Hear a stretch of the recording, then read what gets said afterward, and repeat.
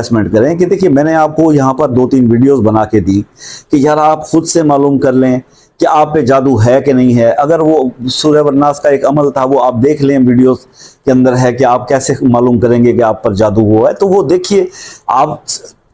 5 minute के अंदर आपको पता लग जाएगा कि आप पे जादू है कि नहीं है तो किस किस्म का है, काला जादू है, नॉर्मल जादू है, बहुत सिफली है, बीमार करने के लिए कराया गया है, किसी और मकसद के लिए, वो भी कर लें, तसल्ली हो जाएगी। हो गई। अच्छा जी, अगर ये असरात इस तरह से आ रहे हैं तो फिर हम क्या करें। अब आपको ये अमल बता देता हूं आयत करीमा, आप ये कर लें। जैसे ही आपके ऊपर से नजरें उतरेगी, आपका कोई जादू है तो वो टोना है वो कटेगा, आपके हालात फिर वैसे के वैसे पहले जैसे हो जाएंगे।